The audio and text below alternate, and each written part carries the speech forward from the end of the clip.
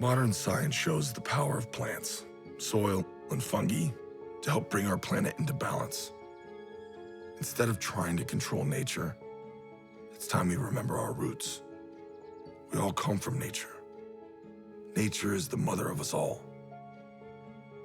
And if Mama ain't happy, we're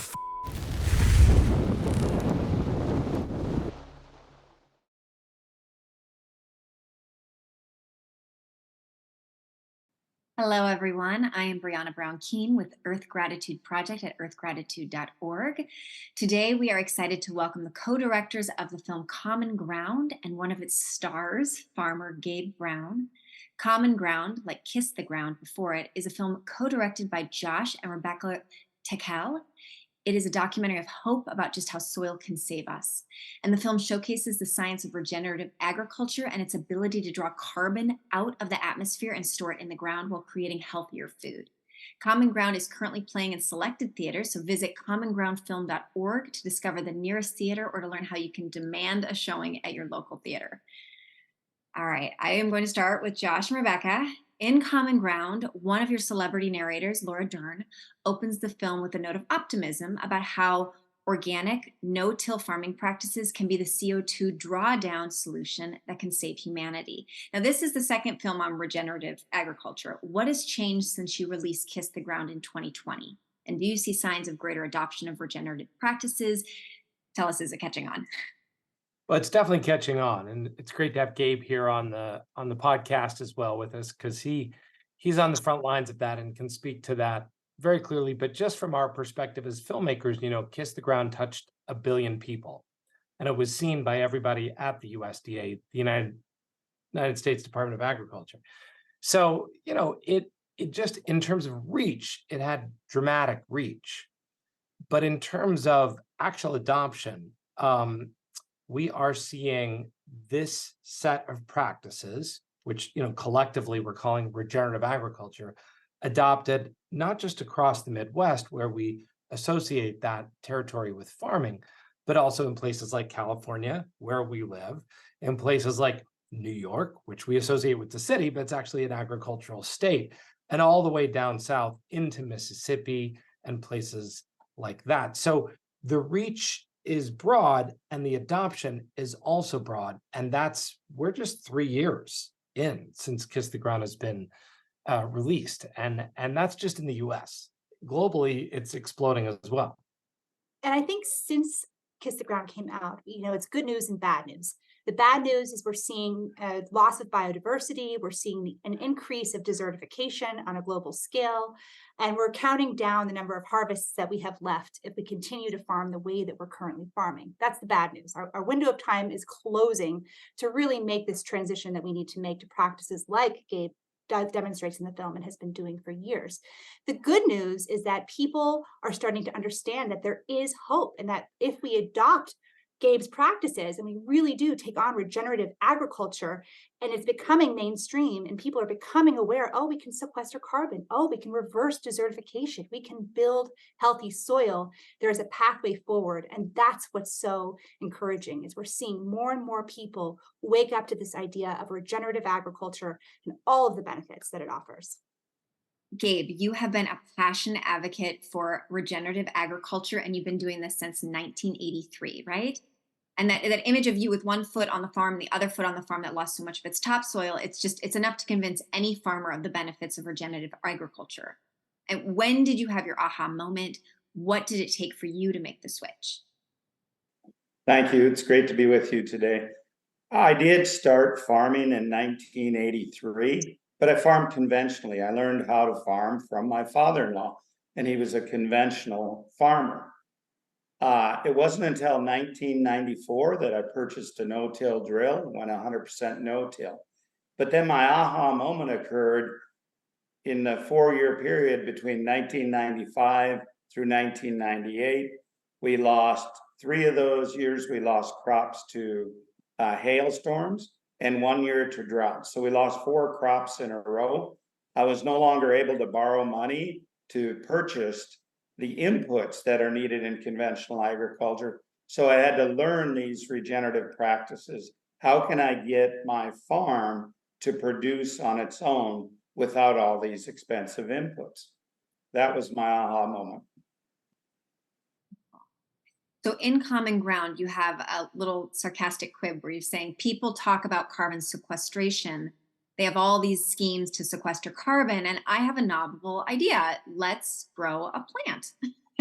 How is it that soil might save us? And as importantly, how can each one of us better support regenerative farmers like yourself? Very good questions. So we need to realize that what we're promoting with regenerative agriculture is simply the principles of nature. These are time-tested ecological principles. When I tell people in the documentary to simply grow a plant, I'm talking about the ability of plants to collect sunlight in their leaves. Photosynthesis occurs. It moves carbon down through the plant, a portion of that into the soil. We need to realize that in agricultural lands, approximately 75% of the carbon that was once in the soil is now in the atmosphere because of our degrading farming practices. So what people can do is they can practice it in their own gardens, and they can support farmers and ranchers who are growing regenerative products. They can support those farmers and ranchers by seeking them out and purchasing products directly from them. Rick Clark says that he's saving $400 an acre by eliminating insecticides, herbicides, and pesticides. That's saving $2 million every year. If the science and the profits are so compelling, why aren't more farmers switching and taking on this new practice? Well, a lot of farmers are making the switch. Over 80 to 90% of the farmers that do make the switch see a significant cost savings, which equals more money in their pockets within the first year.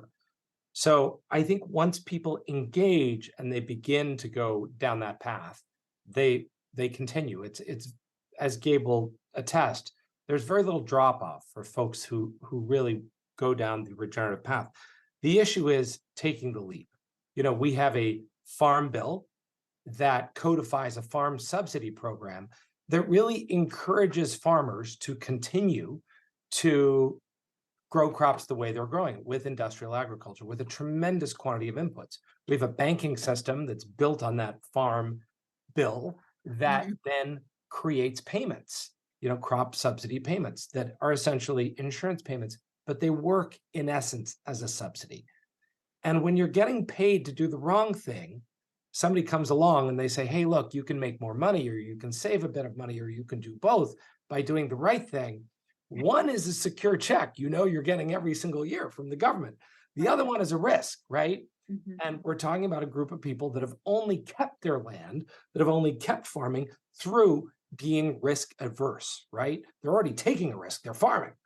So you're saying take another risk on top of that.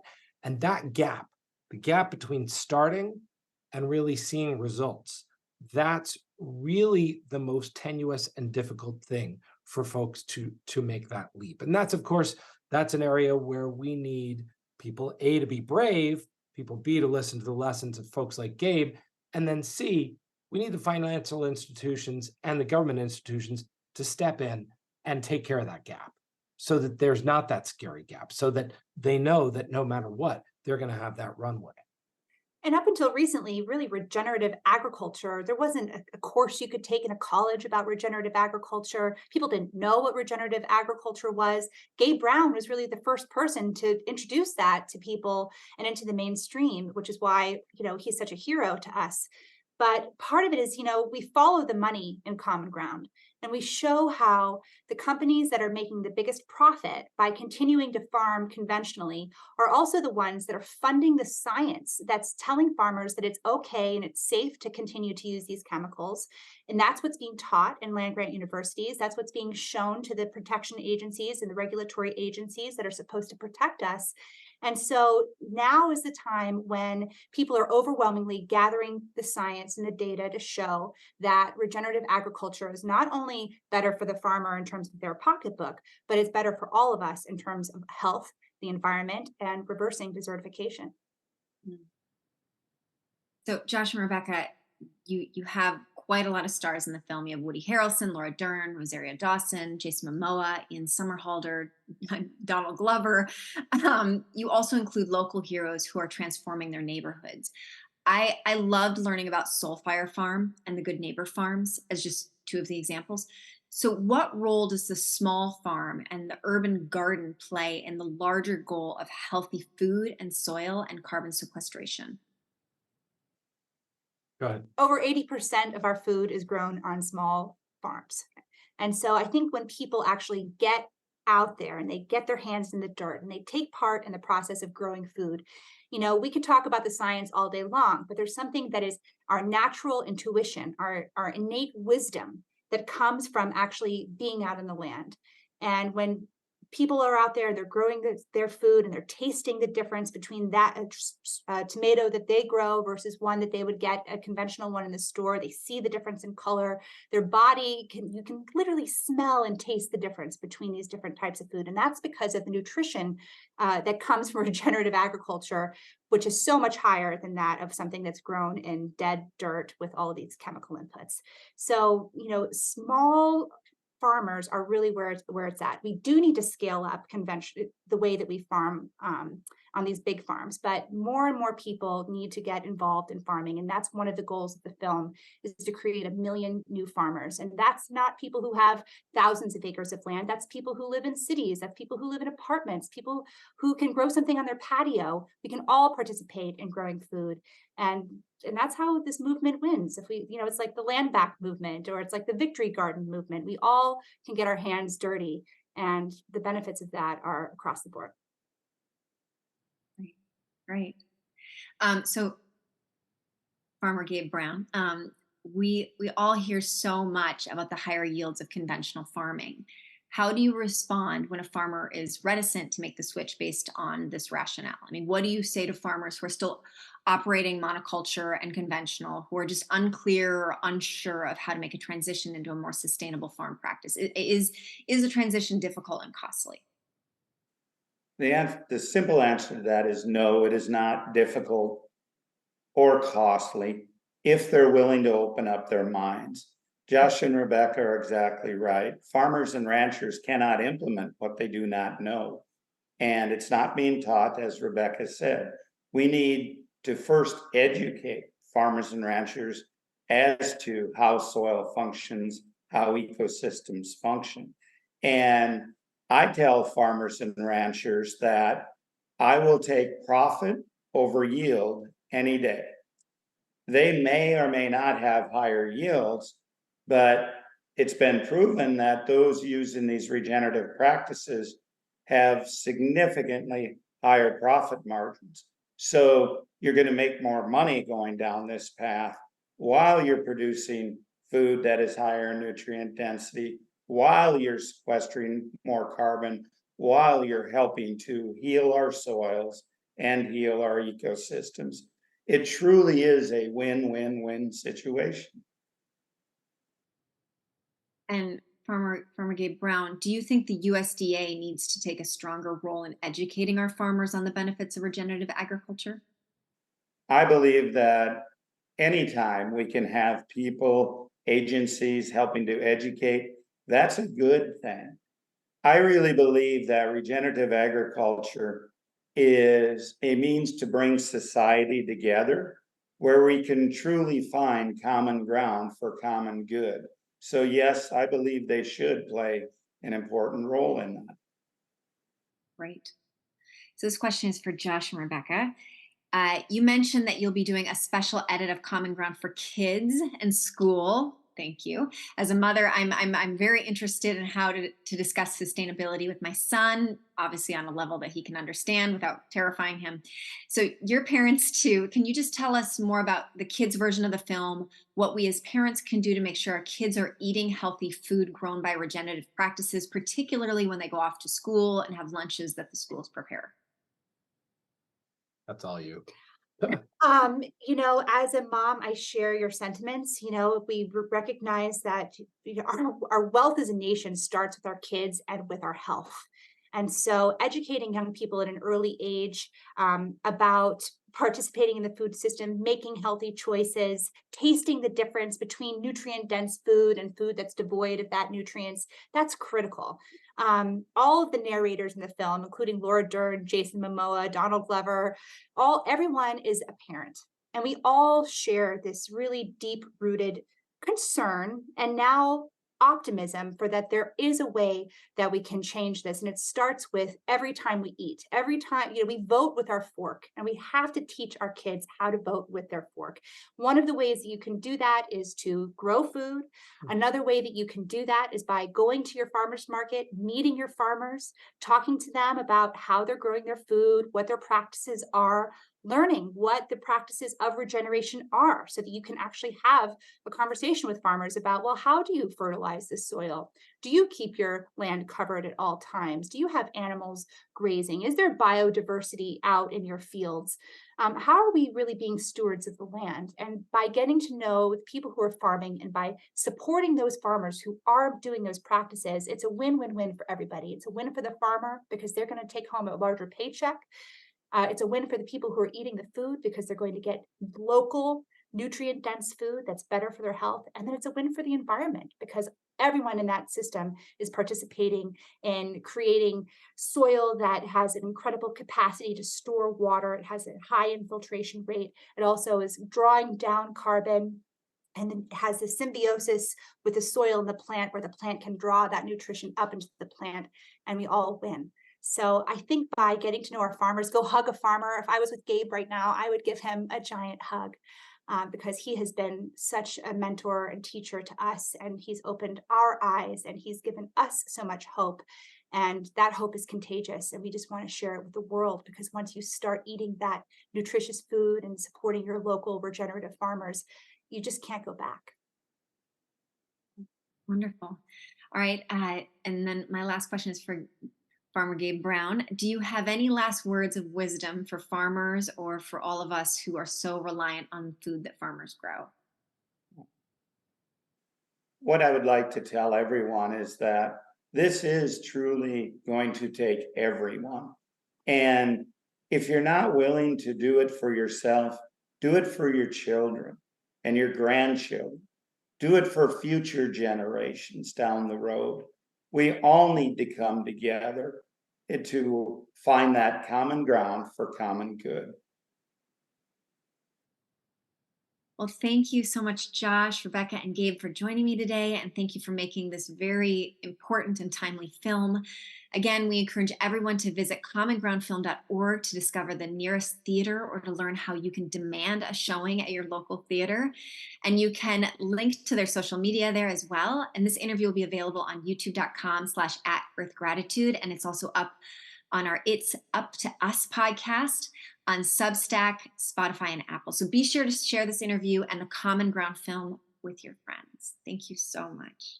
So one of the questions that I have as a consumer is, how do I know the difference between organic farming versus regenerative farming? And so one of the things that I'm going to do is when I go to the grocery store, when I go to the farmer's market, is to ask that question. If they are an organic farmer, to ask, are you doing regenerative practices? And then also to continue to educate myself by watching commongroundfilm.org and also watching Kiss the Ground and really educating myself on this so that I can be what I want to see. When I drive down the street and I see one yard after the other and it's grass, I think to myself, no. I run an organization called Good Neighbor Gardens, where we install edible gardens. We give the homeowner their own personal farmhand who shows up once a week to grow the food. They seed, they harvest, they maintain, they do integrative pest management, they're building soil all the time, they're layering on compost, we're plot planting and refreshing the gardens when the season's over. So all of the farmhands bring all of their harvest to the urban barn so that we can aggregate our surplus harvest with local regenerative farming partners that also provide their food so that we can aggregate it and make these beautiful harvest boxes of hyper-local, nutrient-dense, shared goodness from these yards. We also teach children the importance of growing their own food. In doing that, We're basically raising capable people. We've got to understand that soil is not dead, it's not dirty, it's alive.